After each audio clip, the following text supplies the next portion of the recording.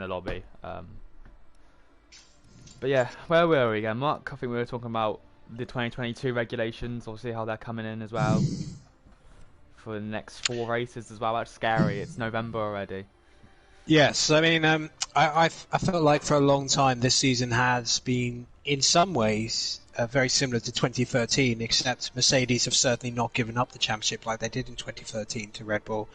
Red Bull absolutely dominated the second half of the championship because Mercedes focused on building their car for the very radical new regulations. And I think to a degree they've done it again here, but I think the sort of attitude of the team's different this time, because back then they were not winning their championships. They were on the cusp of winning their first championship. This time now they're the top dog, as it were, so they don't want to give up that spot without a fight. So I think that's why they've still been developing the car to a degree all the way through, giving Hamilton and Bottas, the ammunition to take on the Red Bulls. But I do think, particularly the victory at the Circuit of the Americas, that was a huge victory for Verstappen, because that's a track that's been absolutely dominated by Mercedes since 2014. So the fact that Verstappen won there and then built on that by winning at a track where Red Bull have gone very well recently in Mexico has given him that points advantage. And again, Red Bull being strong at Brazil in recent years, so I think it's important for Red Bull to keep that momentum going, because we don't know, we have no idea whatsoever how the cars will react to 2 brand new circuits in Qatar and Saudi Arabia. I mean, there's a lot of assumptions being made, but you could have something completely unexpected there in terms of who's competitive. I mean, you could have Mercedes being 1.5 seconds quicker there. We just don't know. There's no data. There's nothing historical for them to fall back on. So I think it's important for Red Bull to have as much of a sort of momentum and much of an advantage as possible to go in the final 3 rounds, because again, if Mercedes are really strong at those 2 tracks, then it could all come down to Abu Dhabi, and every point at this stage is so important. Yeah, especially we haven't seen a title fight like this for a long time, since 2016 really, which the favourite Lewis Hamilton in like quotation marks there didn't actually come out on top. He lost the title in Abu Dhabi, and obviously I think Max Verstappen's 20 points clear in the championship, which at this I don't think Lewis Hamilton's actually ever been this far behind before in a championship fight and won. So this looks good for Max. I don't say it's his to lose at the moment.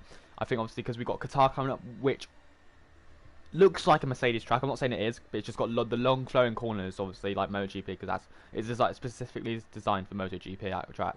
Long flowing corners, relatively back-to-back corners as well. Saudi Arabia, fast flowing, again could be Mercedes, but obviously we could see like a McLaren could be very quick there, or obviously Red Bull could be quick there. And obviously Abu Dhabi is predominantly Mercedes, I think, for the last couple of years. Even though Max Verstappen won the last year, I think Mercedes had won the previous 5 since 2014 or something like that. But obviously this championship has thrown twists and tails. It's been a very good championship to watch. We very rarely had any boring races. Obviously Mexico was a pretty boring race, but this season has thrown up some absolutely superb races. Sorry. Yeah, I mean, it's been the most dramatic season we've seen since 2012, without question. Lots of unexpected results, lots of different drivers on the podium. But I think we should focus our attention on F13 now that the lobby is all built up. I mean, in terms of the championship, 16-point advantage for Dino, who is a former champion of the lowest tier in PSGL on the PlayStation side, I believe. A few years ago now, he won the championship at this tier. 16-point advantage to Gareth Hall, who's had a pretty impressive campaign, and after a very, very disappointing first half of the campaign, Stee in 3rd place on 67 points. Victories back-to-back at Portugal and Canada, and then a podium at Japan, 2nd place last week. I've put him into contention. 20 points is, it's not insurmountable at this stage in terms of clawing back at advantage. Then further back we have Dion Knoll, a long-time veteran of 13 leagues at this stage, someone I've had plenty of battles against over multiple seasons, on 54. Saking on 54, and 3 points further back, a name that needs no introduction, the PSGL legend himself, Mr. Grumpy, who's done about 10,000 races and may as well be at this stage. So many race wins and various guises and teams over the years. Constructors Championship, well, I mean, that's a one-horse race, unfortunately, in terms for the neutral. Dino and Steve, given their positions in the championship, unsurprisingly, massive advantage. And more or less, perhaps not tonight, but I would suspect that the USA, they will seal the Constructors Championship there. I don't think they can do it mathematically tonight, but actually, maybe quite possibly they can seal it tonight. 57-point advantage to second in history for Haas, with Aston Martin and being Dion and NSI and FC in third place, very much a distant third. So yeah, the constructors isn't really worth talking about because Red Bull have more than 1.5 hands on it, I would say, at this stage. But the Drivers' Championship very much up for grabs, and it looks like a dry qualifying session for us. Yeah, thankfully, I guess. Maybe some drivers will be hoping for rain, as some people have been saying in the Discord chat that Mexico isn't an amazing track to drive, but I think it's a great track to drive in this game, personally. Once you get the lap flowing, especially through the second sector, it's a very good track, and I believe we have a Ferrari coming out first, and I believe it's Luke, it might be Luke Tourette, or I believe it's Cam Rules, actually. Yeah, it looks like, I think that's Speedquin coming out onto the track, or it's Gubir, actually. So yeah, Ferrari and a Mercedes out on track first. I mean, generally speaking, normally I didn't go out too early at this track because the track evolution is considerable in Mexico, and I didn't really like coming out to this track when it was green. So that's why I'm not surprised there's not many flying out straight away as you see at some other tracks. Yeah, I mean, looking at the form book, I mean, obviously we talked about Steve, very good form recently, but it was actually Saking for Haas who picked up his first win of the season last time out in Japan, so he's in a good place. And Speedquin, after a lot of bad luck this season, has to be said, driving for Mercedes, picking up a very nice first podium of the season at Japan. So we'll hopefully be trying to build up on that, definitely having the confidence now that finally the bad luck and all those DNFs that they've had has finally turned into a good result. Yeah, and a wet to dry race apparently, so I need to get the tyres up, but expect everyone to come out on the soft tyres. And talking about the form book, Sabetti here in Mexico has in season 27 finished outside the top 10 in F11, and F6 finished out, did not even start, and in F7 in season 22 finished in 7th. And if you want to take us a lap of Gerber, Mark, you can do so. Absolutely, onto the main straight, of course. First sector, very much like the Italian Grand Prix Monza in terms of it's a monstrous long straight, heavy braking zone in turn one, then you have a sort of chicane, and then it's all about sort of not taking too much curb on the second part in particular, and then trying to get onto throttle. It's very easy to get squirmy on the throttle out of the final part of that complex, then accelerating to the end of the first sector. And unsurprisingly, one of the first runners, purple for Sector 1, 28.4. I think we'll get a few drivers going a little bit quicker than that as the session goes on. Then it's a very technical section here. I mean, this little complex here seems to last forever. Then we have some Silverstone-like S-bends coming up, which are very reminiscent of sort of what we will get in the USA next week as well. But a lot of drivers have been complaining that the curbs are very easy to spin on. There's a yellow flag ahead, which is probably just a driver just warming up their tyres ahead. No one actually spun, so that's clear. Green flag. Then into the spectacular Colosseum-like stadium section, where the atmosphere, as we saw in real life on Sunday, was absolutely incredible when Perez got that podium, and indeed was leading laps in the actual race. So it is a fairly long race, and Cam Rules is a 1:16.236. So definitely some time to fun, but that's a decent banker from Gerbier at this early stage. Yeah, it's a decent banker, especially expected times to drop about to 15.2, I'd say so, but especially comes across the line, does a 17.9. I think he made a mistake somewhere. There is a permanent yellow flag out on the third DRS straight. There's 3 DRS straights in this track, on this track. I think there used to be 2, obviously, and then they added a third one with the likes of Austria. I believe Silverstone did have 3, and then they went back to 2. So expect a few overtaking opportunities here into turn 1 and turn 4, and I believe into the stadium section as well. That is such a great part of the track to drive, Mark, the stadium section, because you just see the fans on their feet applauding, and the atmosphere it's like real life. It's amazing. Yeah, it must be absolutely incredible in real life driving through that stadium section. I don't think it's particularly good for racing, in my opinion, but in terms of a visual spectacle. It's got to be up there with one of the best podiums in Formula One for sure. I mean, probably the only comparable ones, maybe Monza. I mean, Monza's pretty spectacular with all the fans gathered underneath the podium. But yeah, I mean, that sort of pantheon-like setting for the podium, I mean, it must be a really special podium. And, you know, for Perez, I mean, I don't think I've ever seen a third place celebrated more, to be frank. But well-deserved nonetheless, because, you know, he's had some really rotten luck in Mexico in the past at his own race. But going back to F13, yeah, I think it's going to be interesting, Jack. If it's going to be a wet to dry race, I think we're going to see some fairly compromised setups, trying to get that balance, because, yes, you'll want a dry setup maybe if the rain goes off quickly, but if it's going to be like half the race, if you're running a full dry setup in wet conditions, it's going to be very, very difficult to keep the car on road, and you'll be losing a lot of time.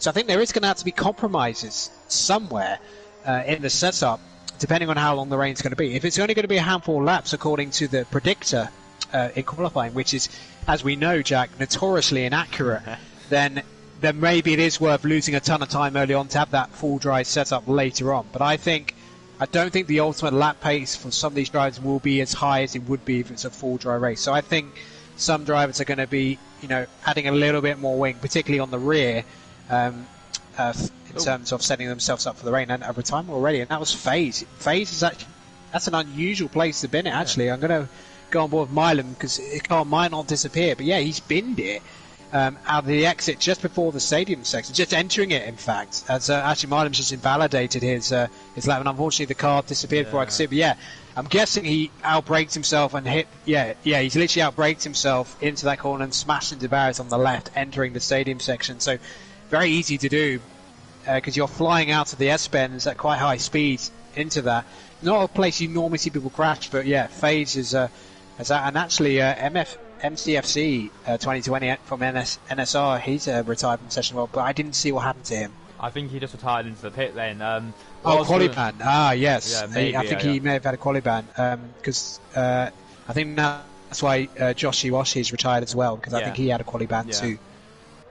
But obviously, whilst you were talking, Mark, there, we had the first ever PSGL F1 champion go P3, Mr. Grumpy, on F1 2010. It was that long ago. Mr. Grumpy, not to steal a line from the great era in F1, but, you know, experienced driver. I mean, so many races. I don't think even he knows how many. It must be close to like 400 or 500, because he's been racing in PSGL since more or less when it started, which was on the F1 2011 game, I believe, in terms of the very early days. I mean, PSGL F1 as a tier didn't exist. I think it was a different name then in terms of PSGL. But yeah, I mean, Mr. Grumpy, he's done it all. He's won the top tier. He's won tiers, lower tiers, race victories, pole positions, fastest laps.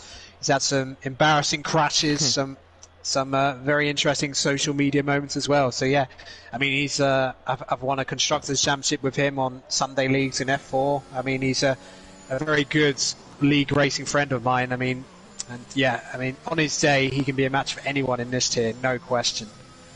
Yeah, he has the pace, and obviously I remember commentating on that F4 league, Mark, you know, when you and Mr. Grumpy won the Constructors Championship with Aaron, the great Aaron himself. You know, he was talking about the experience that you two had, and it was showing. You know, it was probably the combined oldest team I think I've seen for a little while. But yeah, it was great fun, that league. But obviously now on F1 2021, what's happened? Sergeant, yeah, Steve's had a spin in front of the out to the exit of the S-bends, and actually Gabir spinned it in the entrance to the S-bends as well. So Gabir, the current pole sitter, is out of the session. But going back to Steve briefly in his very nicely white liveried Red Bull, he's actually on the mediums at the moment, so he's trying to get a feel for the circuit. He was actually complaining that the setup was a little bit difficult. He was having issues with the S-bends, and that still seems to be slightly the case because he lost it in the last part of the S-bend. So that's disappointing, and he wasn't able to set a representative time. But obviously, if it's going to be a wet start, he's going to come back out on the softs very quickly. But yeah, that's disappointing with Gabir. He had a really solid banker lap, something really to build on. And I think there's a couple of drivers on the grid I think will be capable of beating that 15.6. So yeah, that to be out of the session and not being in play when the track evolution will be at its best, that's desperately disappointing for the Mercedes driver. Yeah, it is, and you know, a 15.6 is a very good lap time, considering the fact the next driver in the Ferrari, Cam Rules, is literally just under 6 tenths behind him. But yeah, like as you said, you know, in the white liveried Red Bull, this is the last race we will see that white liveried Red Bull as it does go on the 15th of November. Apparently so, of what I've been seeing on articles and stuff like that. Obviously, doing some research in school, you know, obviously that's what it's been saying. But obviously, we don't know. That's not been fully confirmed. But if that is the case, and that maybe when Jeddah comes into the game, obviously that should be coming in soon this month.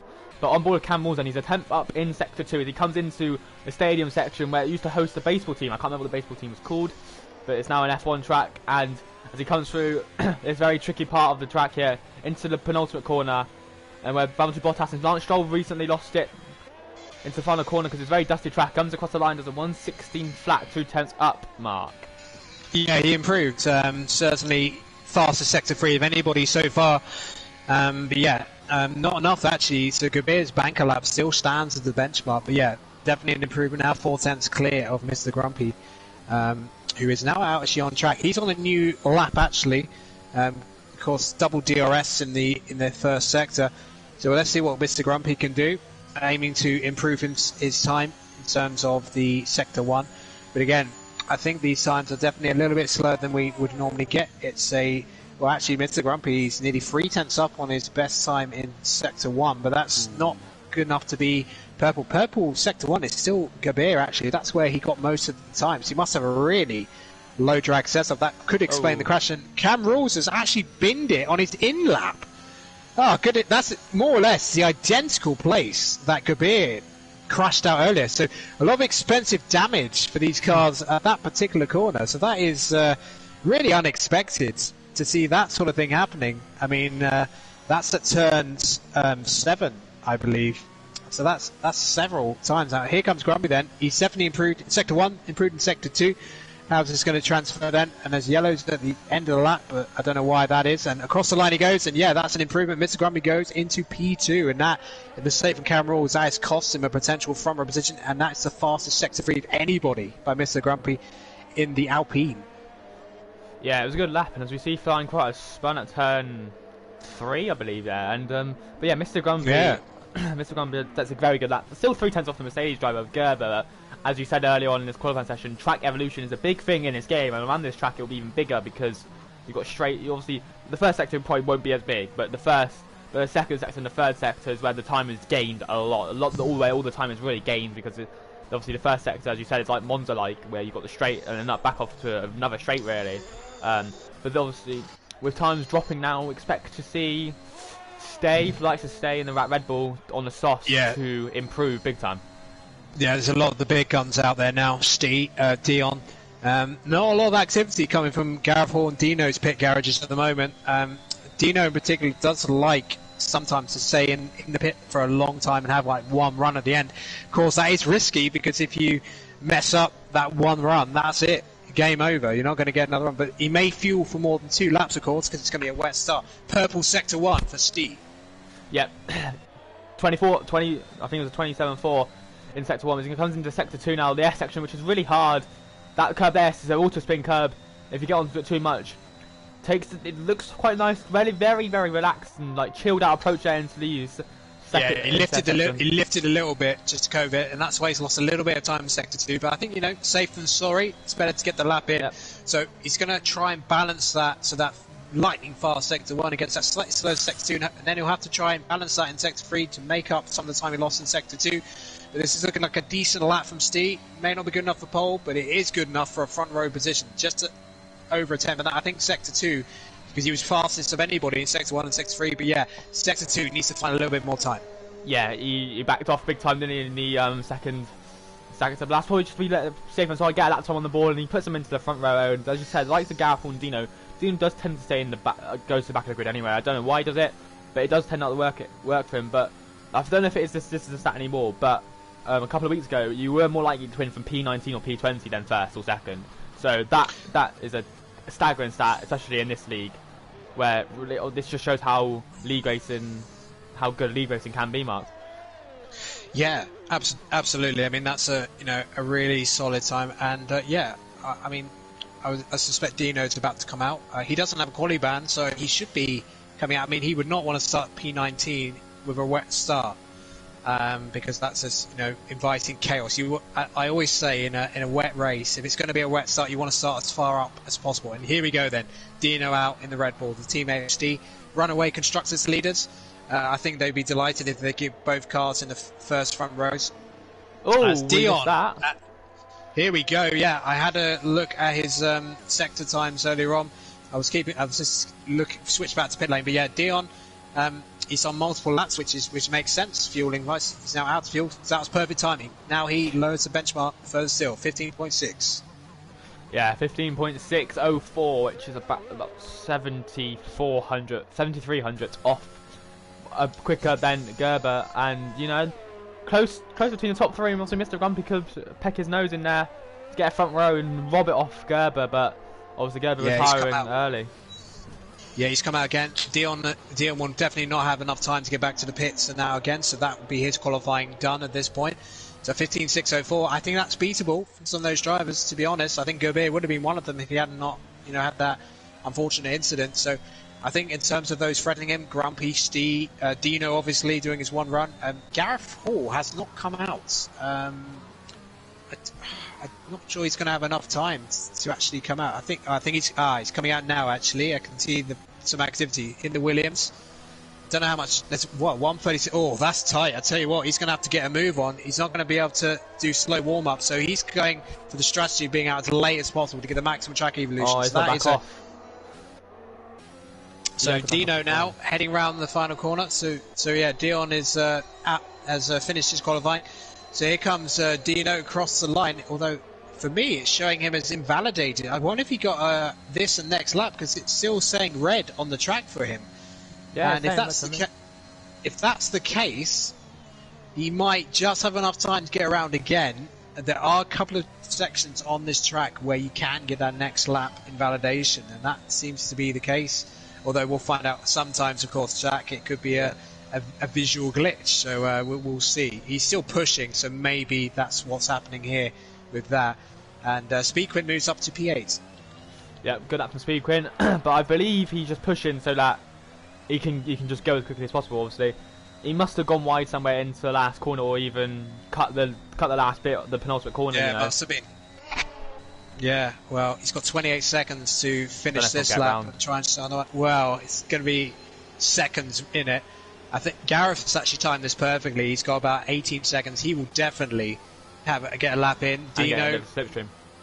Oh, Dino, it's going to be so close. It's going to be literally seconds. I think he's going to make it, actually. 10 seconds round in the final corner. I think he'll be okay. Oh! He's a pitting, does he not? Oh. I thought he was pitting there, my bad.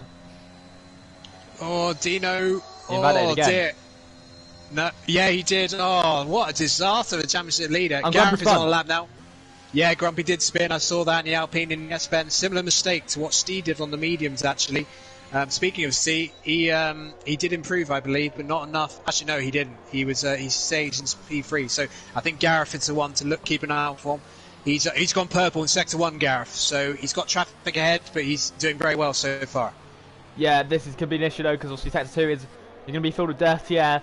But obviously got a bit of a toe down the back straight. I'm probably gained him a couple of hundredths, if not tenth or two. Oh, it'd be horrible through this sector though with the dirty air. And the car ahead is on a flying lap, so he has no obligation to get out. Oh, and a huge crash for Sabetti. Jeez, Sabetti in the Alfa Romeo, bang, crash wallop. He's out, and he's P11.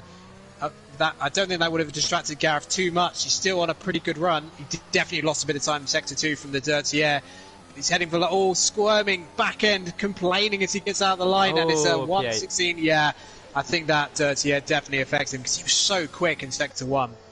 But yeah, following a car through that sector, especially with the low fuel and qualifying, and Saking actually P6. So Steve, actually, in terms of the championship, having the best showing because he's in P3, 20 points behind the championship leader Dino. Dino has a nice healthy advance in the championship, but that could look very different, Jack, at the end of tonight. Yeah, it could do, especially with Dino starting in P19 and obviously it being wet as well. That could cause carnage, especially to leave those first three corners. So apologies for my English there. But obviously, Dylan Nolte is on pole position here for Mexico, the Mexico City Grand Prix, with Gerber's first lap, the first lap that was set on this qualifying session being P2, so he could be running a dry set. Same with Dion Knoll, but Dion Knoll does tend to qualify well, so he does. Who knows? Yeah, I'm trying to work out the mass of the Constructors' Championship. I think if it stayed as it was, you know what? I'll let the admins work it out afterwards. I've not been watching this league enough this season to sort of figure out the points, but I think we'll worry ourselves about the Drivers' Championship. I think the Constructors realistically was over even before tonight with the points gap and the collective points that they're getting. So yeah, I'll let you go for the qualifier. Sorry. Yeah, that's fine. Dion Knoll on pole position with 1:15.604. A lot, probably slower than what I thought it would be, but obviously it's wet. With Gerber in second, Stay in third, Mr. Grumpy fourth, Cam Rules in fifth, Sarking in sixth, Ishrai and the Haas in seventh, Gav Hall and the Williams in eighth, Speedqueen in ninth, Flying Quiet in tenth, Marlem, Sabetti, Luke Terred, Tom Jr., Facebook Killer, AO Specialist, NSR, Juho, Dino, and Josh would all usually have free tyre choice, but because of the apparently it being wet for 30 minutes to start the race, they will be on intermediates, potentially wets. There will be no free tyre choice, so the person in 11th really doesn't have that much an advantage anymore. No, there's no advantage. Wow, that is a bucket load of rain above the Autodromo Hermanos Rodriguez. So that is going to be tricky to say the least. I'm just seeing what actual conditions it is. Is it full wets? No, it's intermediates. It's intermediates, is it?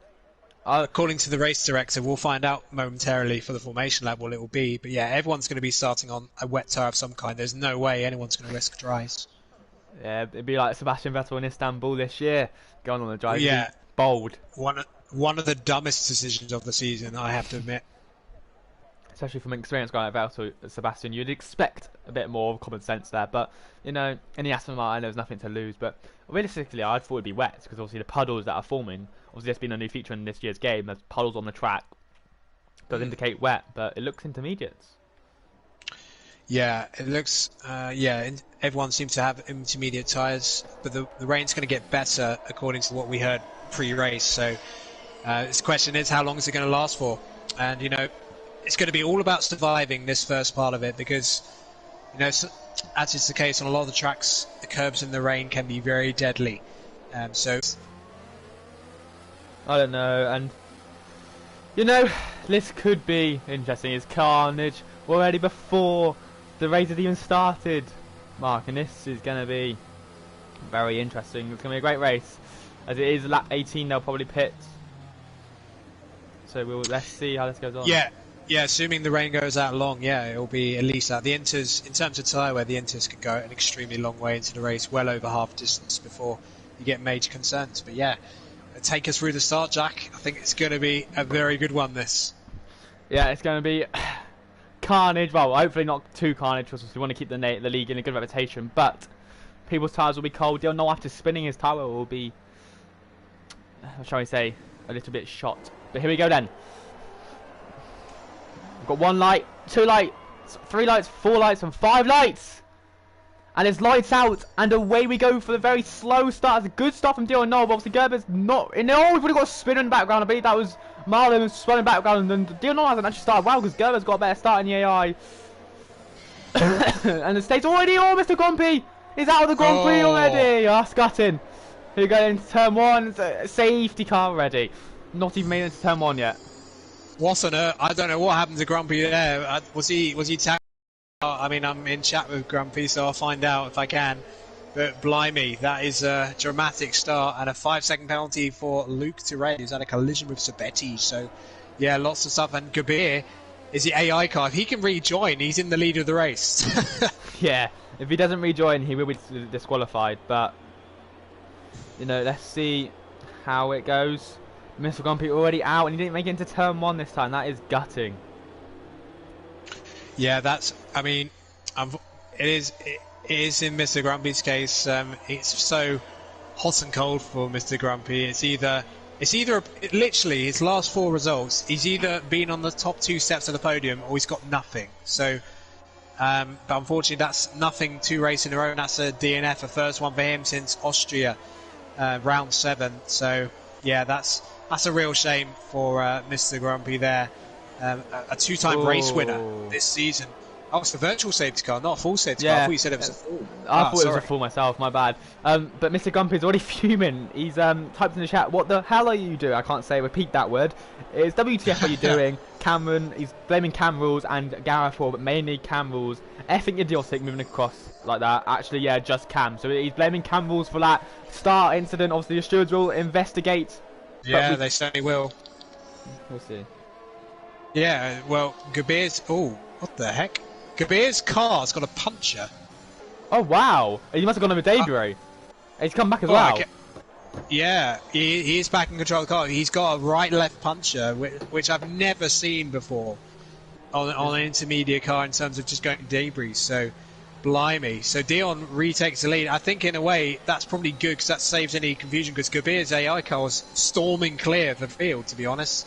As Cam Rawls dives down the inside of Steve's Red Bull, and it's a nice move, to be fair, from Cam Rawls up to second place. I mean, we can't really judge what happened with Grumpy at the moment until we see it in the stewards because I didn't really see much of it because there was so much spray. It was hard to tell exactly what happened. But yeah, I'm guessing Cam might have come across on Grumpy and swiped him.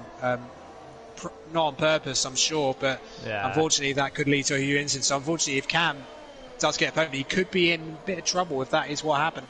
But he's all over the back. Has a really nicely set up car, it looks like, in these wet conditions as they pull clear of Steve P2. And Speedquin's made a really nice start from what was P8, I believe, and is now challenging Steve for what is at the moment the final podium position. That's really odd how Gerber's got a puncture. I've never seen that before. Obviously, I know you can get punctures from debris, but I thought that only happens in the dry. But obviously, looks like you can get it in the wet now. But Campbell's back end a bit twitchy, coming through the final corner, and Dion Noel's going to have to get away. 32.5 fastest lap, but here he goes then. ERS activated. Dion Noel not using any ERS. Campbell's using all the ERS he possibly can down the straight. It's a very long straight, and you can lose a lot of ERS and not recover it a lot in the dry. Obviously, the wet is slower. You can recover quite a lot more than you can in the dry, especially around here, where you do need ERS. Big time. Yeah. Well, now that we're on the third lap, we can have a look at the winners and losers as Sabetti and Aero go into combat into the opening sector, battle for P13. Dino definitely interested in getting some places, and actually Aero just sort of drives past Sabetti quite easily. Sabetti really struggling for rear grip at the moment. Don't think he's got any damage, but he's kind of trying to come back. Aero might go down the inside, but no, not at the moment. So in terms of winners and losers, Speedwin has gained 5 places, so a really good start. Gareth's gained 3. Dino's gained 4, although did start pretty much at the back of the grid, so you would expect him to gain a few, given the issues some of them had. Gabir's recovered to the pits, so gets that tyre replaced. Another set of inters he'll have available. So Speedquin's gained 6 now. Welcome to Cam. And Cameral's made a mistake just out of Sector 1. So now Steve's up to second, putting Dion under pressure with Speedquin in third. Yeah, I wonder what happened to Cam there. He must have gone off in the S section, but this is going to be a very tightly packed race, obviously. I wouldn't say it's a bit of a DRS train race like Brazil, but, you know... Oh, Cam's almost lost it again. Oh. As you said earlier, it looks like a nicely set up balanced car, but it looks like the rears wants to twitch out of him. He's Gaffle's caught right back of him. I think I've definitely cursed him on that front. That's sure. And look at this, Speedquin getting a really good exit compared to Steve. Now, doesn't have DRS, but alongside has better acceleration than Steve, who did struggle for grip out of the final corner of the old Peralta, whatever it used to be called. I can't remember the exact name, but it's not the corner it used to be. And Speedquin up to P2. Yep, up to P2 does the Speedquin 2 go. He won the race last time out in Japan, which was mostly wet as well, so until he got a penalty for brake checking Mr. Grumpy. But Josh has pit. I went to all because Josh did hit the back of Faye Zipkin and he did get damage from that because he did outbrake himself a little bit. So all the effort from a good start put to shame, really. Yeah, I don't think hope's lost for the likes of Josh, Mile and Gerber, given the amount of incidents we've had and people struggling, particularly for rear grip. I think I'd be surprised if we don't see a safety car at some stage. He's almost lost it. So it looks like the track is really, really damp. Obviously, it's really, really damp, but it's really hard. We can see that for sure. It's very, very damp. But yeah, Dion definitely struggled at first, but may have made some adjustments to the brake bar. Seems to be a little bit more comfortable on the brakes because he was like outbraking himself, particularly in the opening laps, struggling to get the tyres and temperature. But it's definitely settling into this race a little bit. It's now eked out over a second advantage to Speedquin behind. Yep, and it looks like the drivers just can't break away from each other, obviously, from third down, because the gaps are, no one's over a second from third till 10th, so it's going to be a very close race, obviously, with Dirty Air not being a predominant thing in a wet, you know, you can follow cars behind, so let's see how this race pans out, Mark, because we could be in for an absolute thriller. What's happened? Well, Gareth just hit the back of Cam. Luckily, he didn't get any damage, at least nothing visual.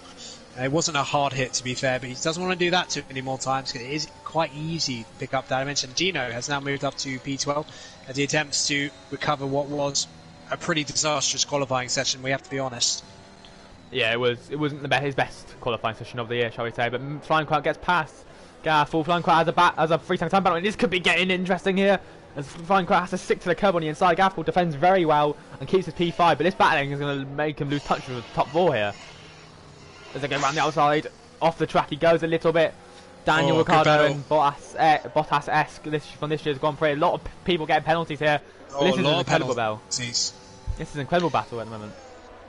Yeah, really good stuff from Gareth, holding off Flying Croat there. Istrai very interested behind in the Haas, as we said, with the 2 AlphaTauris not just behind. And yeah, Speedquin definitely responding well on this lap. Has now got the gap to just over half a second to Dion. And Steve definitely had a very fast start, but is certainly starting to struggle quite a lot in these conditions. The top 2 galloping away from P3 and P4. As I think Speedquin, I think if it was dry, might have been in a position with the rest to go for a move there, but has settled for the time being. I'm just wondering, obviously, because obviously not the tyre temperatures. Are they overheating the tyres, obviously? Because this is a track that you can overheat the tyres very easily on. So I'm just wondering, like, are the intermediates overheating quite badly here? And that's why Stage dropped off a little bit to just cool his tyres down and then go for another attack. But we will see. He's the only driver, except for Dylan Noel, in the top 5 that hasn't got a penalty so far, which is crazy. We're only on lap 6. Yep, but I mean Mexico is a track where penalties can be quite common. You have to really get into a rhythm here. It's one of those tracks where when you get one time penalty, other ones follow quickly afterwards because it's so difficult to sort of get that focus back on there. There's lots of fast corners, and Speedquin just have such a nicely planted drive behind Dion, even following in the dirty air. It may not be the same case when they got to higher speeds in the dry, as this drive picks up another time penalty. So yeah, we're not far from half the field having a time penalty of some kind. But yeah, top 2 in a class of their own at the moment. Steve holding off Cam Rules and Flying Crow. Gareth has now dropped to P6, so the clan driver looking very feisty at the moment, having some decent speed, and I think Cam will find it a bit of a struggle if it carries on like this and holding him behind for P4. But here we go then. Speedquin opens the activates the ERS. He's on 25%. Dion Knowles used the whole ERS down the whole straight because he has to defend, because Speedquin is so much more quicker than him by the looks of things on this track. And he almost hits the back of him there. Dion Knowles just taking his calm, keeping it calm, as he needs to. He had a very good start to the season and was up in the championship battle up until Canada, where that race really went to pot for him. And the season hasn't had a great run of results recently, especially in Japan, where I think he retired quite early on there. But yes, Speedquin and Dion Noah 3.1 seconds clear of the next car ahead of that is Stay, who I believe is just taking his time. I think his intermediates have overheated, and Aero Specialist gets past Luke Tered in the midfield battle. Yeah, there's a really good battle going on between Aero. Oh, and Dino's has struck the back of Luke Red, who just got catastrophically poor drive out of turn 6, and Dino really nearly cost him in terms of damage, but luckily it was just a light hit, so didn't get any damage, I believe, beyond anything light, as Sebesti picks up time penalty. So those time penalties are really time for. And Dino's going to go for a move down the inside. No, thinks better of it. I think that's very sensible. Thinking of the championship, doesn't want to go for a big lunge at this stage. And Dino's back in the points, and we're only on lap 7, so it's a decent recovery from Dino so far. But of course, his closest championship rivals are scoring a lot more points than him at the moment. So as it stands, it's going to be less than a race win in terms of the championship situation. Yep, and here comes Flying Croat. We'll get back to Dino in a second, but Flying Croat is getting squeezed, like breaking point, like between Aidan Jackson and Casper Akerman. If you remember that, you did play, especially on this track, where they did collide going into turn 1, but that doesn't matter, as they're going to go to due battle here, and he thinks better of it, flying guy, who did pick up another penalty actually, and I think he's just picked up another warning because he did go wide into turn 1. But going back to Dino, yes, being in P10, you're getting a point, but behind him you've got an angry Alpha Tower, you've got an Alpha Romeo who Tomo Jr., who wasn't really particularly pleased at his, I believe he had a qualifying ban, and obviously Anoisia, who's now in NSR in P13. So, and the issue is he's got 2 seconds if he does get past Luke to Red to Aero Specialist. So, yeah, this could get in. Like, this could be Facebook killer. That's not what you want to do into that corner. Yeah, I mean, I think looking at the way that the likes of C-Cam are driving, it's not their fault, but I think they've definitely gone for more of a dry setup. So that will benefit them later on, of course, when the rain stops. But we're 8 laps in already, 4-second gap, so they're going to be suffering a little bit of pain at this point. But hopefully, they will have a better car to drive with once the rain stops, and they get the dry tyres up to temperature. They're going to be thinking about what tyre at this point they're going to be switching to, and Speedquin has had a pretty delta. I think unfortunately the lack of DRS is hurting Speedquin. As long as Dion keeps getting these good exits out of the final corner, it's going to be very difficult for Speedquin to get alongside him, let alone overtake him. Yeah, he's got an absolute monster on there. Well, according to our resident Ted Kravitz, Dale, aka Mr. Grumpy, she's actually running a wet setup, which surprises me. It doesn't look to me a very good one if he's struggling this much, but hopefully, hopefully it's not a pure wet setup, because if it's this bad in the wet, it's not going to be much good in the dry. But maybe he's just generally struggling in these conditions. They are very tricky conditions in these unwieldy cars, especially in the slower corners, because these Formula 1 cars, they're so large and at slow speeds, they're very unwieldy, very difficult to get them going out of the corners, particularly in the wet like this. They're designed to be going really fast, like through these S-bends and on the straights. They're really not that well designed for the very slow corners like the ones in the stadium section. Yeah, and like in real life, Mercedes isn't really designed to following other cars, and we do know it overheats when it does follow other cars. Obviously, I don't know if that's the case with the engine overheating following other cars in this game, but it does look like that people are struggling, especially Stay, because if he's on a wet step and he's struggling this badly, then yeah, there's a little snap of oversteer from C coming out onto the main straight, but Cam had the same thing. That's allowed Croat to, and something's happened. Dino's pitting. Is that a front wing change? It's his damage. Let's have a look. He's in the pit lane. No damage. He's actually gone for an early swap on the inters. So that's an interesting decision. That suggests to me the rain's not going off. Or he's trying to get some clear air and gain some lap time. Yeah, that's early. If the rain's not stopping anytime soon, that's put him out of position. And if the drivers ahead sort of are able to go really further into the race and not have to pit again, then yeah, Dino will have to rely on a safety car to really get back into this.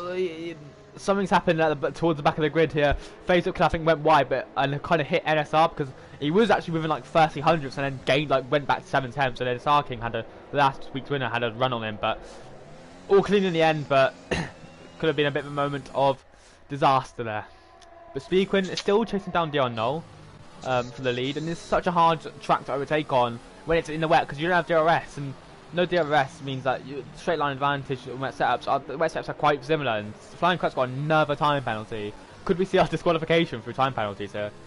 I have seen it a few times in these particular tiers. Because I mean, this is what the experienced drivers. This is what separates them and Speedquin pits.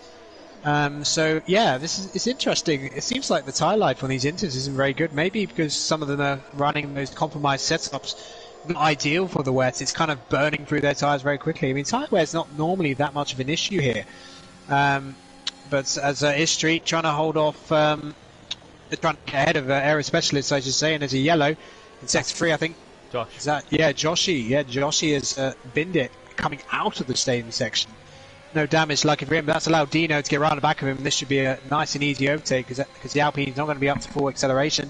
Let's see if Joshy's going to defend this. Yeah, looks like he's just about got up to full speed, but here comes Dino, current championship leader, way down in P16, and dives down the inside. Oh, and that's a really nice bit of braking by Joshy. That is fantastic defending in these conditions by Joshy to hold off that position. So he recovered from that mistake. And yeah, he was incredibly brave on the brakes there, because it's so easy just to fly off at turn 1. And Dino, again, thinking of the championship, didn't want to risk it too much, but that's going to cost him a little time. So I wonder what Dion will do. Will Dion just carry on? It seems to me, Jack, that the rain's going to stay out. It's still raining fairly hard. There's no sign it's stopping anytime soon. Yeah, he's almost lost it in the stadium section. I think that obviously, as you said, following behind other cars, the tyres overheating, which causes more tyre wear, and that's why Speedquin's pit. And I think Mercedes saw a gap to put him out into, and he saw a gap to put himself out into. A good gap. Yeah, really good gap that he found. 3 seconds behind Sabetti and 5 seconds ahead of Juho. So he's got a bit of clear air, and yes, okay, the cars in front will be slowing down a little bit, but as Flying Quiet has now pitted for a new fresh set, and so has Facebook Killer and Sabetti. So that's kind of good for Speedquin as he sets the fastest Sector 3. So expect him to improve big time, as people who are around him, Aero Specialist Guy 4, are still in battle with Stay in the white Red Bull, and you know they are battling and causing more tyre wear upon more load and more tyre wear in their tyres. Yeah, quite a few drivers coming into the pit lane. It's getting a little bit busy in there. Yeah, the likes of Dino, they'll be hoping there's more pit stops, but you know, Josh had to pick pretty early on for damage, and the fact that he's ahead of Dino is quite interesting. So Josh just had a really good pace to still be out ahead of Dino, who, albeit lost quite a lot of time fighting in traffic, but you know, Josh had to replace the wing and still ended up ahead of Dino. So that's actually pretty impressive, and he's actually holding off the championship leader at the moment and eking out a little bit of an advantage. So as an aero specialist, becomes a specialist in picking up time penalties, because he just picks up one. But that's, so yeah, I mean, that's well over half the field has one time penalty at least. So yeah, Dion and Cam and Steve choosing to stay out for the time being. I mean, Steve is losing more and more time. So apparently he snuck into the garage of Mr. Grumpy and stole this wet setup, but clearly wasn't used to it, because he is really struggling now. He looked really good early on, but yeah, as time's gone on, just kind of slipped out of that rhythm just a little bit. Yeah, and obviously I'm going to go back to that saying maybe his tyres overheating and he can't get him back down, you know. But then again, maybe if his tyres are overheating, surely he should go onto the wetter part of the track to cool down those tyres. But obviously, maybe his tyres aren't overheating and his pace isn't up to standards like he thought it would be. Obviously, seeing a setup for Mr. Grumpy, that has its benefits. A bit of karma, maybe, you know, seeing a setup, but 6 seconds off the lead. I think if he wants to, he could come into the pits now, because I don't think Dion's pitting. As Cam Walls has actually been jumped by Speed. He hasn't been jumped. Sorry, my apologies. But Speedquin has gained more on Cam Walls, so we could be seeing a Speedquin in the lead here. Speedquin dives down the inside of Sabetti, and Sabetti slams the door firmly in his face, and that's definitely going to cost him a little time. It's very balanced in terms of if Dion wants to pit now, getting out ahead of Speedquin for what would be the net lead, assuming everyone had to pit before the rain stops. But yeah, that definitely cost Speedquin a little bit of time, because Sabetti was in no mood whatsoever to give up that place at that stage. It was a little bit optimistic from Speedquin, because he wasn't alongside Sabetti. He went for a Ricciardo-like move, and Sabetti was already kind of turning in. So yeah, I think it's pretty obvious Speedquin has a bit more pace than Sabetti, so we'll get him eventually, probably on the next lap. Yeah, probably will do in the next lap, but obviously Speedquin has the speed advantage, no pun intended. But can he become the speed sir down the straight and get past Sabetti? Oh, he's almost lost the back end. Does seem to be struggling big time around in that final corner as well. It's a flat corner, like it's very easy in the dry, but obviously in the wet you got to try and put the power down as quickly as possible, and you can get a little slight oversteer, and try and correct the car, which will cause the car to be slowed down the straights, and then therefore you will not be able to get the overtake over and done with. Yeah, I think the likes of Sabetti, Saar, King, MCFC, they're going to be, and that's a really good exit from Speedquin. This is going to give him an opportunity to try and go for, I think he's in a better position this time to go for a lunge down the inside. Yeah, he pulls out, and this time, later on the brakes this time, and yeah, this time Sabetti's going to try and defend it. He's going to have the inside for the following corner, but better traction from Speedquin on the fresher intermediate tires. And look at that, Sabetti proper sends it in defence. But yeah, he'll have the inside this time for turn 7 with Speedquin, so he should be able to get the move done now. Yeah, squeezes him out, and yeah, nice battling, fair racing from both. Yeah, the Robbins racing, as they call it, a bit of contact, that's fine, you know. Hopefully no damage for Speedquin, but You never know with this game, especially not telling you on the visual side as well. But yeah, that was a good move from Speedquin. He had to get that move done quickly as possible when he did. And I can't believe we're only on lap 15 of 36. It feels like this race has gone on for ages. Well, wet races do tend to be a little bit longer. The rain is definitely easing off, no question about that. You can just see the kind of size of and frequency of the raindrops is certainly less than it was at the start of the race. So yeah, it's looking good for Dion at the moment, because if there's no safety car and the rain stops soonish, then he'll be able to come in. But yeah, the tyres are going to be definitely past their best at this stage, so they're going to have to be tyre saving a little bit. Oh, Thomas Jr. Thomas Jr. spun at turn 3. I was watching from the back of Aero Specialist, and he almost lost it, and so did his try.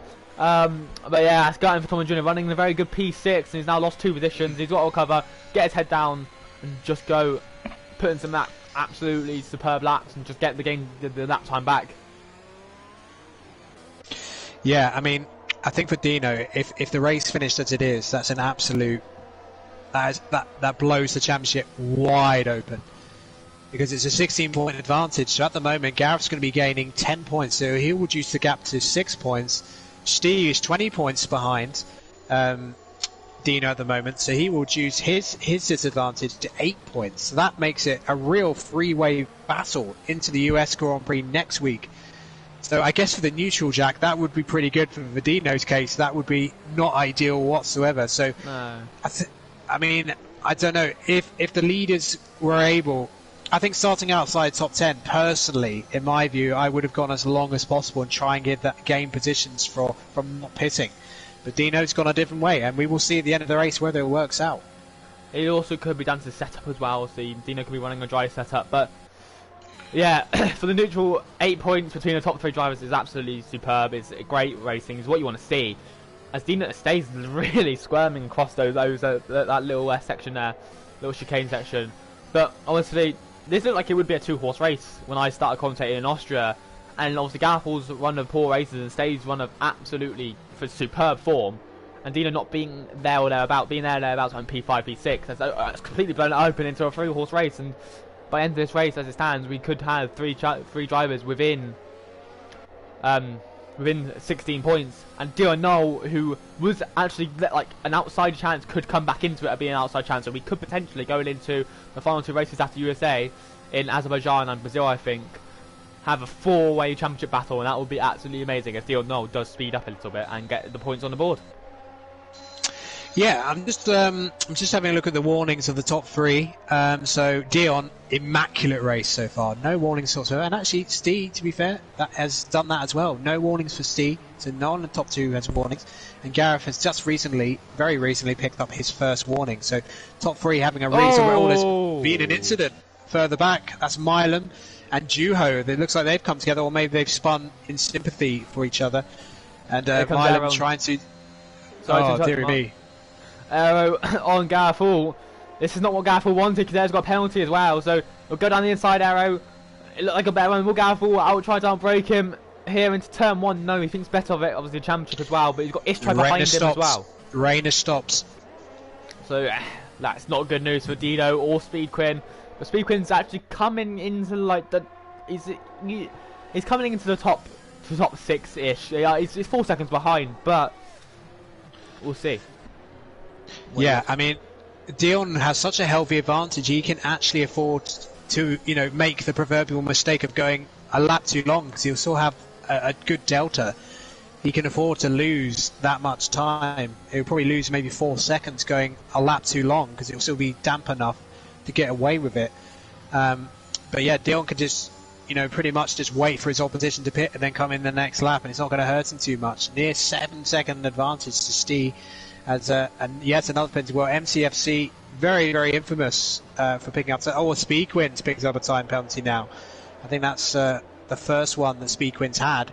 So what's Dion going to do? DRS is not being enabled yet, and that's always, Jack, a telltale sign of whether they're going to come in or not. Yeah, it is a big telltale sign, but looks like they're not pitting yet. So the track is still very, very damp now. But it is drying, obviously, as it will. Aero is getting very close to the back of Steve, Jack. Yep, here he goes. He's done a couple of very good laps here. Maybe he's the one to just go off into second place and try and chase down Dion Knowles. Stay will try and hang around the outside, down the inside, but he's sure back off here, surely, and he does. Air Specialist, I have raced against him in F11 and F10 on F1 2020, and he was a very good driver to race against, so that's no surprise there that he's given the room, he's given Stay a car's width, as you should do, as he's locked up again. He's running Steve dives back! Oh my goodness, that was ill-advised, I would say. That was extremely optimistic. I almost think he outbraked himself there. That looked like such a unlikely moment to make an overtake. Dino's got a penalty. I mean, I don't know what your view is on the... It almost looked like he outbraked himself, because that looks so not on to go for a move there. Yeah, it looked like Aero was coming into the corner, and then obviously he had sent it, and he almost spun it himself. I think he's got damage from that. Yeah, quite possibly. That was a fairly hard hit on the left side. I'm trying to see if he's got any missing end plates. He doesn't have any missing end plates on the game, but obviously the game doesn't recognise that. Light green, yeah, I mean, light green damage is still pretty severe, and I think it's a fair possibility he may have got one little bit of chunk on one part of the wing at least, and yeah, Dion carries on. I mean, there's a dry line beginning to develop, still quite a bit of spray coming off the cars, and yeah, Steve carries on, so no one pitting yet. Might be worth someone like King or Tomo maybe throwing in a little punt, pit a little bit earlier to gain a bit of time. But no, they carry on. All of the top 10 still going, so it's only a matter of time now. I think maybe 2 or 3 more laps before they're ready to pit by the looks of it, with the rain stops. Yeah, with the rain stop now, obviously, we don't know how quick this track will dry, but it does look like it's getting very, very dry very quickly, and obviously we could see a couple of gambles from the likes of maybe Cam Rules, who was up there, maybe the likes of Streetquin going for another gamble as Gaffel locked up a little bit there into turn 4, but I think the issue is none of the front top 5, top 6 will want to box because they won't want to lose a potential podium. So you've got to hope and look at the time beautiful. 7th and 8th are doing. Beautiful move by Cam on Sabetti just then. Sabetti was highly defensive into the end of sector 1. Marlon's out, that could be safety car. Oh, is that a safety car? It is. It is. Well, they're gonna have to pit, but they're gonna pick a dry tyre. And what are they gonna pick? I mean, if they pit for Inters, that's absolutely suicidal at this point. So surely they're gonna. Dion's staying out. Dion is staying out. He can't come back in because that's actually illegal to do in PSGL, to cut the pit lane. Error's in. And Error comes in. Surely nothing to lose. Well, that's very interesting. Unless what Dion's thinking, well, because I've got to catch the safety car and everyone's going to struggle on dry tyres for a lap. But no, I mean, they're all still going, actually. Intermediate. Intermediate to Aero. Well, that's very interesting. I mean, it's definitely not dry enough, but you would think, well, I've got to come in for something. NSR mediums. NSR mediums. Gamble. Aston Martin doing what they've done in Turkey. Yeah, well, hopefully it works out a little bit than it did for Seb Vettel, but oh my goodness, FSC nearly spun without even exiting the pit lane. Christ, that was a scary moment. I've done that myself a couple of times. Yeah. And Dino is right behind him. But yeah, I tell you what, though, it's definitely not. But yeah, Dino can't overtake though unless MCFC spins completely. So, he's struggling so much for grip at the moment. But yeah, Dion, obviously, that lead is now gone. DRS still not enabled by race control. So yeah, I mean, the thing is, if DRS is if it gets dry now, then it's not going to really gain MCFC maybe track position, but he's got 9 seconds of penalties, so it's not ultimately going to gain him that much. But I guess you could say in his position, along with Josh and a Flying Croat, it was probably a gamble worth doing, really, at this stage, because it's clearly going to be dry soon, just a question of when. Yeah, definitely sorry. Just need a bit of a guessing game now with the medium tyres. Obviously, I don't know if the track will dry quicker now. Obviously, I don't, because the cars aren't going as fast, be clearing off the water. I don't know how it works in this game, but in real life that wouldn't be the case. But obviously, this game and physics don't seem to mix really at all. But obviously, with the safety car coming out for the next couple of laps, I don't think I'll be out for 3 laps because Lucha Red's gonna have to will take a while to catch up, especially on medium. Yeah, I mean, I think MCFC was definitely able to cope a little bit better the second half of that lap. I mean, when he first came out, it was unbelievably damp for him. But yeah, he's not squirming. He's still, like, struggling, clearly. Oh, he's come back in, actually, for Inters again. So, yeah, but we'll see if Josh and Croak do the same thing. I mean, I don't know. Do you stay out? I probably would stay out at this point. Yeah, I'd stay out. There's no point just going pitting, trying it. You're going at slow speed and it's going getting dry. So NSR's made a bit of a mistake there, I think, in my opinion. But obviously, we're not in his head. We don't know what he's going through. So yeah, I mean the field spread is absolutely enormous. I mean, look at the track map. You've got the top 7 all together, but then there's a huge gap to Dino to catch up. So it could be another lap before. I don't think the safety car is going to come in now because usually it's scripted by the field being mostly together unless a car's been lapped, and then it doesn't. It's kind of disregards that. But yeah, it's going to. I'd be shocked if the safety car comes in now. It's going to be another lap at least, in my view. It's going to be another lap. It obviously only stays out for 3 laps, but they're going to come to lap loop to red. So this. Obviously, I don't know. Luke to red probably won't catch up, but looks like the majority of field up to Gerber have caught up. So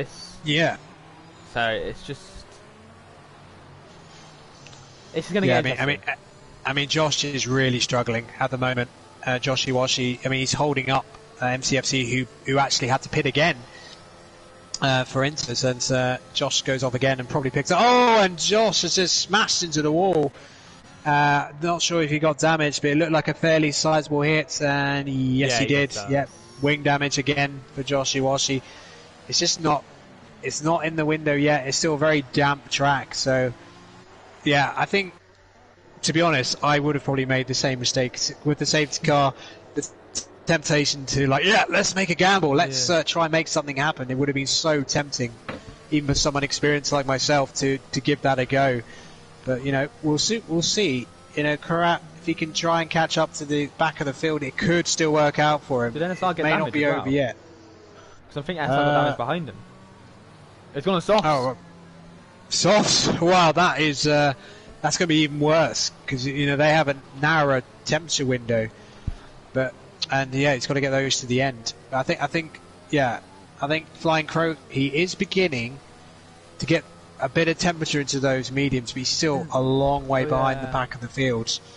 But when it does go dry, he should gain a lot of time, but I think he still may be a net loss unless he gains a lot of time before because I think the safety car, I guess it might come in this lap. Yeah, obviously going back to what you said with obviously making that mistake of pitting onto drive, it's almost, safety car's in, lights are off. It's almost like you're excited to get the gamble right, and you're like, oh my god, if I get this right, I could win the race, Yeah. But you've got to keep a calm head, you've got to keep a calm head. Oh my goodness, Tomo just went incredibly deep into the stadium section.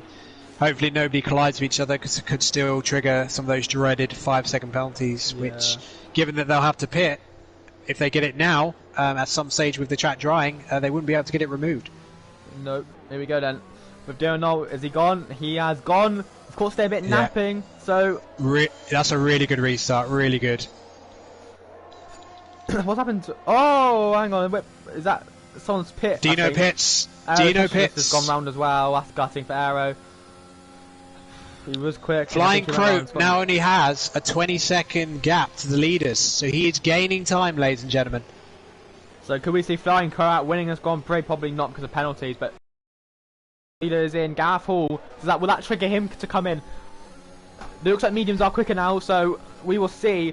This is a battle of strategy, of who goes what. This has turned out to be a very strategic Grand Prix when it looks like it might be a one-stop. So all of these guys are going to come in now, more than likely. It's a very clear, definite dry line, and there's pretty much no spray. So I think DRS will be enabled very shortly, possibly. It's about 20 seconds. So I think Crow is going to be very maybe actually it's more like maybe 18, 19 seconds actually. Thinking about it, so it's very tight between Crow and the leaders. So yeah, I mean they've got to come in now to respond to that because there's no question Crow is gaining on them now. I think that sort of damp patch of period time that we had, I think that's gone now. I think the mediums are starting to, he just gained like a second in one sector. Yeah, Gareth will probably come up just ahead of Dino as well. Here we go. Let's see. this, obviously with the esports pit release on, you won't get held up. This tries to have to stay out, I think. Or letting Sarkin come in first? Yeah, he is. So, here we go then. Obviously with the esports pit release on, we won't be seeing people get held. Oh, Aero got wing damage. Aero got wing damage. Yeah, he's had wing damage since the restart. He crashed tanked into the wall. Here we go then. Medium compound tyres for... Oh, here comes Gaffel. Crow. Crow's got the lead. A huge lead, actually. Dino as well. That's surprising. Dino's come out with P2. Wow. NSR Wow, P4. Wow. I mean, they must have lost a ton of time in the final sector because the delta was 18. Look at this. My goodness. I mean, Dion has lost 7 seconds in the last 2 sectors because the delta was about 18, 19 seconds as they entered sector 3. So they must have lost so much time in those slow corners. And Steen out trying to come back. It's phase on those softs. It's just seeing the broadcast camera and seeing like most, if not all, the field on those, like on the same piece of tarmac. It's very rare you see that in League Racing. But honestly, this is going to be a DRS train as well. But yeah, this is going to be penalties. This is going to be one on penalties because Dino's winning this race on penalties at the moment. Yeah, at the moment, I think Dion No actually will win it, won't he? Oh yeah, good point. Dion's been passed by NSR. Yeah, well, he's on the softs. So yeah, Dion's winning on penalties. 6 seconds of penalties for Dion at the moment. Wow. Gareth has no penalties at the moment either, so he could still be on for a podium. Gaffel! Oh, he's spun it. Oh wow, he hasn't. He just smashed into the back of Stee. Oh dear. It's 3. Last of the pitters. He's going to lose an absolute bedload of time after going an extra lap, but he had no choice because I think his teammate, well, Sarking's not really anywhere either, but it's just not worked out for Haas in that respect. Enabled yet, but Gaffel wants to stay. It is now, yeah, it is enabled now. I saw it pop up on screen. Oh, because the safety car, though. Safety car, isn't it? Yeah, so there might be another. Oh, and Cam's had a huge moment out of the first chicane, and he loses a place to Speakwin. Gaffel round the outside. Sorry to drop you there, Mark, but round the outside comes Gaffel, and he goes into a net P4, potentially a P2 with penalties. So that could be huge gainage of points on his championship rival. Yeah, I mean, Dino, in terms of his championship, it's really turned it around. It was looking pretty desperate earlier on, but he judged when to pit perfectly. So despite all the time penalties he has, which he'll be disappointed about, that will probably cost him the win ultimately. It's going to possibly give him at least a podium at the moment. But some of the drivers are coming back at him, so he might fall off the podium by the end. But yeah, I think we can safely say, barring a miracle, that Flying Crow and MCFC, with their ridiculous time penalty situation, are not going to be on the podium, at the very least. At the very least, indeed, yes. Mark, you will be correct there. But obviously, Flying Crow does leads the race, and we never expected that. I think NSR as well, man in second, was chopping and changing between what tyres to go on. But he chose the right one in the end, and DRS is now finally enabled. As FaceWhip could try to get past Dion Null on those soft compound tyres, FaceWhip could have got 18-second worth of time penalty, but we've got to get to the action here because this train here, from Gaffel down to about Joshy Washy, is incredible. Yeah, well, let's give a little bit of credit to Gobir. I mean, he had a disconnect on the formation lap. He then got a puncher when he wasn't even controlling the car. Now he's recovered back to the points. Yeah, that is an incredible recovery drive from Gerber. As he goes just outside the points, Campbell sends it around the outside on probably more grippier tyres than Gerber, but... Oh, sorry, I was thinking around the outside of Sar King there. My apologies, I had a coffee moment there, but... It looks like Stay's gone round! Stay's gone round! Oh, no. Isn't good for his championship aspirations. As Cam's out. Oh, is that another safety car? I see yellow flags waving. What's going to happen now? I mean, a safety car would be a death sentence for some of these drivers on penalties, but it's just yellows. I don't see a sign of a safety car. But yeah, Cam has binned it at the exit of the S-Bend, whereas C binned it in the middle of it. So C, third in the championship at the moment, 3 podiums in a row. Looks like he's not going to get another one today. Speed Quinn on Gaffel, DRS, ERS activated. Similar ERS situation, about 10%. Speed Quinn's got not much straight on speed advantage with Gaffel backs out, and Sarking behind Gerber going for it as well. There's battles all over the shop. I think NSR's passed Flying Korat on the soft as well, so he can go down the road and see if he can get a bit of a gap. Oh, what an exit. What an exit from Sarking there, but yeah, just lost acceleration after that. But I thought he was going to overtake Gerbe. Gerbe up to 9th now after Steve's mistake. FaZe has 18 seconds of bounties, which is a shame because he's on the softs. He's in a really good position actually, and it's actually he's giving Dion a lot of bother. And if they come together, Dino could still win this race. Yeah. You're not wrong there, Mark. It's a good point. You throw up there down the inside. No, he's not going to go down the inside. But, you know, obviously, I'm wondering if he's still a little bit damp on the track. That's how Stay lost it off track. I'm sorry. That's probably how Cam lost it, and Stay lost it obviously because it's not the racing lines. Aero picks up another time penalty down in P14. Stay down in P15 will be gutted with himself. His run of his purple patch, as they'd say in football, is over by the looks of things here today. The sun looks like it's coming out. Yeah, we have sun above Mexico City, so it's a nice end to the weather. They can put away their ponchos and umbrellas. They can enjoy a little bit of sunshine in the closing laps. And Dino now threatening Flying Croat for P2 as FaZe Whipkiller used the DRS to get ahead of Dion. So looking at the intervals, I mean, yeah, Dion is still definitely in position to win this race. A single 3-second time penalty, though, could put that in the balance of the win. So yeah, Dino versus Dion for the race win in terms of penalty situation for sure. Yeah, Gareth Hall, who doesn't have any penalties, I think he could still come above Dino. I don't know though, my mask could be wrong. I don't think he will actually because he's 2 seconds off speaking. He could still get a podium because there's so much time penalties to MCFC and Flying Crow. I mean, MCFC, I mean, you know, on his day he's very quick, but he's always had an issue with time penalties. There seems to always get a ton of them, even at tracks. I mean, he'd probably get 20 seconds of time penalties if the track was an oval, for God's sake. That's how frequently I see him get time penalties, which is a shame because it doesn't kind of reflect his speed sometimes. No, you know, it's part of the game, though, isn't it? Yeah. You have to, you know, the first step is to finish, the second step is not to get time penalties, and then if you can have pace on top of that, it's a perfect combination. I don't know what's happened to Gareth Hall, but he's been passed by Gerbe. I think he's struggling for pace. He might have wing damage from that. I suspect he does. Yeah, I mean, but he's going to come back at Gerbe here because he's got very good straight line speed. Yeah, maybe he's just running an insanely low wing setup, and that's. Oh no! Again. Oh, Gerbe turned in a little bit aggressively. Didn't really give Gareth the space, but yeah, this is playing beautifully into Dino's hands, who's actually just overtaken Flying Croat on track. So. Yeah, I mean, the Constructors' Championship was already pretty much sewn up. It might well be today, actually, given the point situation. But now, Dino, with 3 to go after this one, USA next week, he's in a magnificent position to win the championship again at this tier. Yeah, Dino has been the most consistent. As Tomo Jr.'s Tomo's out. Safety car.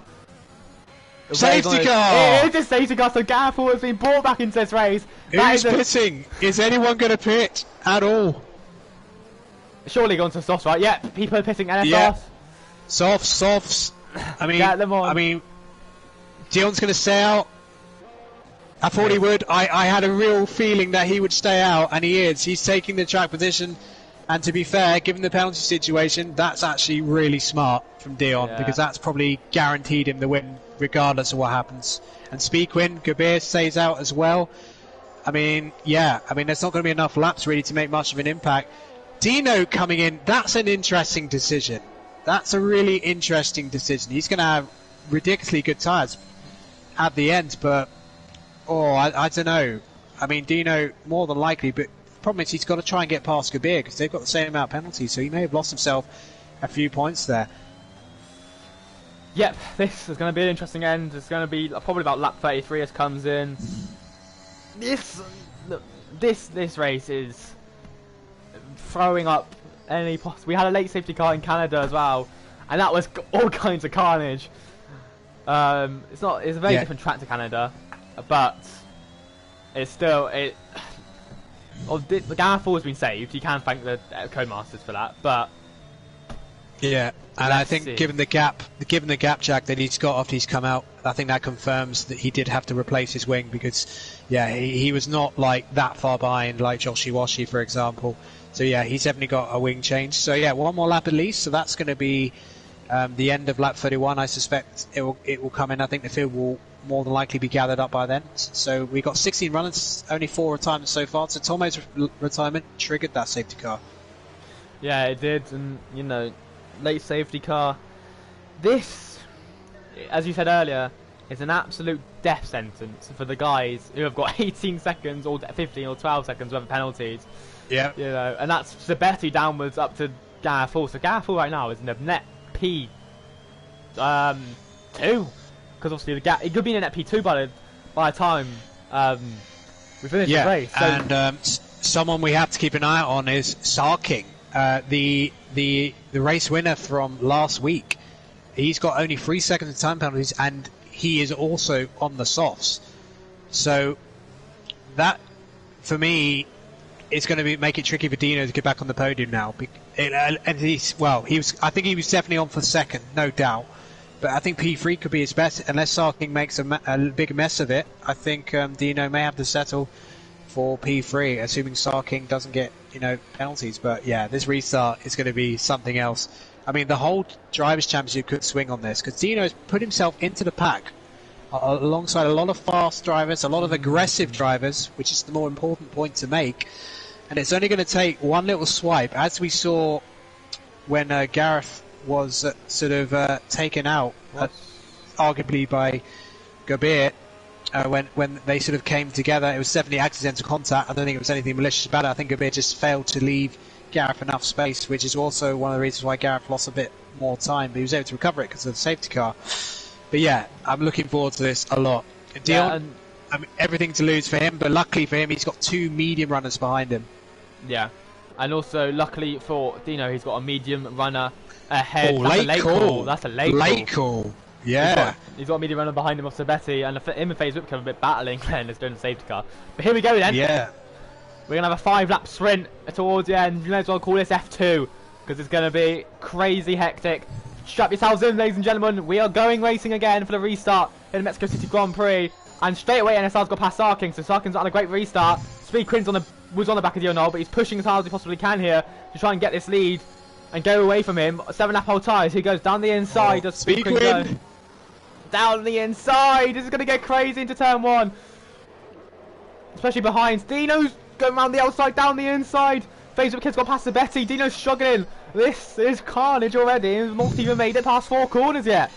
Yeah, Dino had to back up. He can't risk wing damage this early on, because this is one of those tracks where wing damage really hurts even more. Flying Croak trying to come back at Sabetti. Side by side they go. Dino now being attacked, or attacking Sarking, I should say, and gets up to P5, and now is in a position to be a net P3. His back end's going. Sabetti, Garfield's now got to get past Josh and Sabetti as quickly as possible. But now, what does Dino have to do? Dino's on the back of Gerber, who's on mediums. Dionol's struggling. Dionol is struggling with those mediums. Yeah, so, yeah. Sabetti's gone. Yep, Sabetti's gone. Several cars have gone, actually. I think McLaren, oh my goodness, yeah, McLaren, Alfa Romeo as well. So, yeah, Sabetti gone. Steve's gained 2 places because of that. So, Steve might still be able to recover some points. He hasn't got too many penalties, actually. Dion now, he's got Dino right behind him. I think Dino might fancy a dive down the inside here. Dion's got to outbrake himself. He's done it! Oh, that was so close. Brilliant braking again from Dion. He is often in this tier very good at that. Dion could easily have been swiped and spun around there, and that would have destroyed his race entirely. Trying to come back at him. He's going to try and dive around the outside. Dion's trying to desperately defend this position. This is going to get dangerous. Oh, Dion has to go wide a little bit there, because obviously he's been forced wide. Dion's going to come back on the track. They've made contact. Dion's not round. He's nearly round. Oh my goodness me. I thought he was round there. Oh, wow. Contact was made. I think Dion's got a bit of wing damage now. Oh my goodness. Well, that could play right into the hands of Dino. Nearly lost it. Nearly did. But yeah, that was a huge battle. I'm not sure Dino had to really be that aggressive, because realistically with 6 second time penalties, he's not going to get that in a few laps like that. He's still in position for a P2 or maybe a P3, because Sarking still only got 3 seconds of time penalties. Stee will be desperate to try and get ahead of the likes of Juho. I mean, crazy because of the penalties, Gareth in P10 could still get on the podium because the intervals are not increasing that much, to be honest. Oh, Dion's now... Dion is under attack from FaZe now. Yeah, Dion's enabled as well, so that will come into fruition next lap. Speedquinn and NSR battle. This could promote Dino. This could give Dino a bit of hope here, actually, because obviously... I don't, he doesn't need to get ahead of him, but obviously Stay's now got a penalty as well, so this could get interesting. Let's get spicy between the two out in front between NSR and Speedquinn, who I definitely did not expect to be up here at all, both of them. And Sarkin gets past Gerber, and that's the move that he needed to make in order to get progress forward. Yeah, I think Dion's definitely got some sort of minor damage because he's just struggling, particularly in the slow corners, just to get the car stopped when he's on the brakes, and he's dropping time to Dino. So I don't know, 2.5 laps to drop 6 seconds to Dion and deny himself the victory. I mean, that's a tall order even for Dino on the tyre advantage he's got. Dino will probably just, okay, let's just catch the top two. He could still win the race on the track, but he doesn't have to, really. NSR's gone wide into the little bit of a hairpin into the same section. This could get very, very interesting, though. Obviously, Dino could be getting held up, so that could also help Dion know a little bit there as well. But Josh is struggling as well. He's on 1.8 seconds behind in P8, which is not good news for Gareth, who's stuck behind him, but... Shut yourselves in, ladies and gentlemen. 2 laps to go, and this, my friends, will be a very interesting race. The two out front are absolutely scrapping away. It's like they've got no penalties and absolutely just scrapping for the win. Yeah, well, I think Gareth could still finish on the podium, actually, the way it's going, because the leaders are slowing everyone down, actually, with all their battling.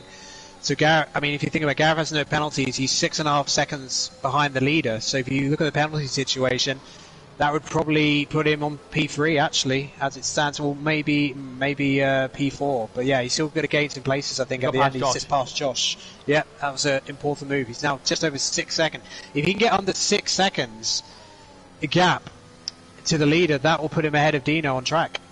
Yeah, and that will be some points gained. Not many, but that will be some points gained in the championship battle. As NSR picks up another time penalty. And Luke Tavred's gone, so that's big news for Gareth. Yeah. That's very good news for Gareth. That's another position gained. He's only going to have 1 lap to try and find half a second to get under 6 seconds to Dino. Dino, I think he just needs to have a clean lap, because otherwise, another penalty, he will lose a podium position. Yeah, there we go. In last lap, the battle for the win between NSR and Speedquinn, who have both got no ERS, just saying themselves, no one's got no ERS, because this track is so ERS like heavy and it's so hard to recover it. But here you go then, last lap. Dino is under pressure from FaZe Whipkiller, who might actually get him. So I don't know if Dino has DRS. Oh, he does have DRS, so that's why FaZe Whipkiller didn't get him. But Speedquinn and NSR are going to battle. Are they going to battle? Is Speedquinn going to send it? No, he's not, because he's got less penalties than NSR. So NSR I think he'll finish about P10 at this rate. Yeah, more than likely. It all comes down to this. It's all about sector times now, where they all end up finishing. I mean, even Steve in P11 may gain a ton of positions at the end. And Dino gains a position. It was gone wide. That's a bit dangerous. Oh goodness! Will that cost him?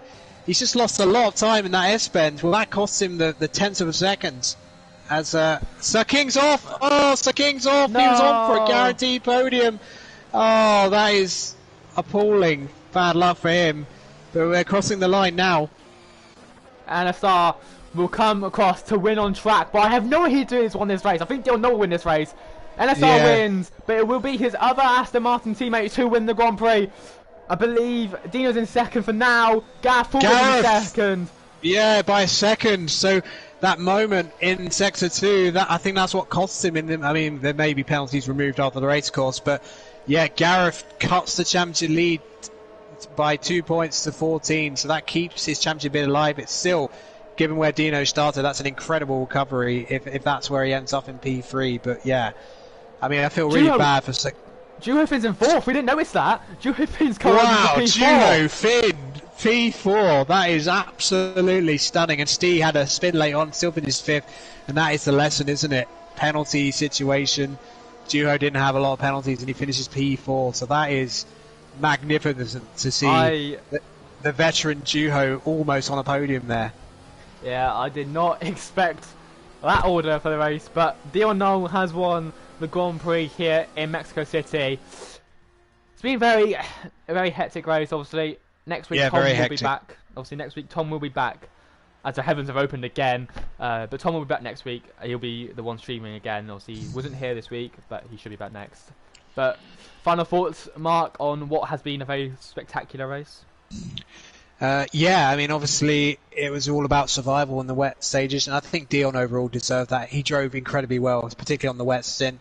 And then obviously, I think he made the right call, the late safety cars, just to stay out because he had no penalties. So as long as he just didn't, make any silly errors or, come into battles he didn't need to be in, then he was always going to win. I mean, he only won by 3.5 seconds in the end. They're the only two drivers who didn't have time. I mean, there's enough time penalties for these drivers to be starting still in Mexico next week when they cross the border to Texas. But yeah, I think Dion fully deserving of his second win of the season. Gareth, very good driver. I mean, it looks a bit difficult for him towards the end, but the safety car kind of saved him a bit. Dino and Juho, amazing, 19th and 18th respectively, and getting onto the podium and 4th respectively. I think Steve will be slightly disappointed that he couldn't get the tyres really working once it settled down on the wet stint, because that could sort of put him out of position a little bit pace-wise once he went to the dries. Then he obviously made a mistake in the S-bends, but he recovered the P5. But I think it makes his championship bid that much more difficult now that both his championship rivals finished ahead of him and got good points. So yeah, I think with 3 rounds to go, I think the championship battle is realistically probably between Dino and Gareth now. Yeah, it is. And next week, Circuit of the Americas, we go up north to Texas. Only not so up north, but we go north to the Lone Star State in Austin. We go to Austin, Texas. Yeah. Although, having said that, Dion is now on 70 points, so he could have an outside bid for the championship. He's very close to Steve, but yeah, I think it's going to take something remarkable for Dino to drop that many points. But yeah, as you say, Circuit Americas next week. I think they'll be hoping for a dry race on that one. Yeah, especially after today, isn't it? But, this is what PSGL is about. It's about close championship battles. It's about good, clean racing. And we saw that today also. There was some incidents, but, it's wet weather. There was a lot of penalties, but Mexico is one of those tracks where you do get penalties. Also, I know in the rain you're supposed to get less penalties.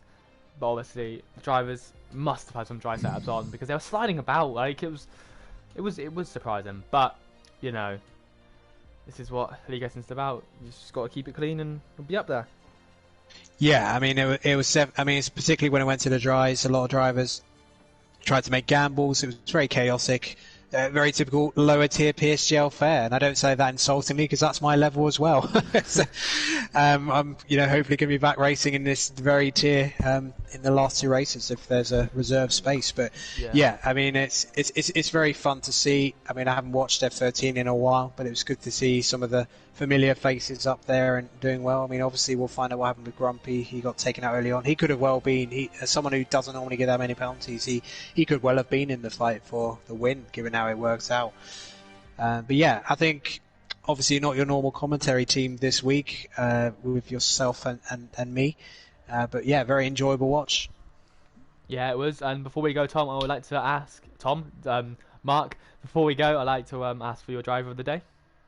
Driver of the day. Well, I'm going to give it to Juho because he doesn't often get results that high up, but he drove a very solid race. And yes, Dino gained 1 more position.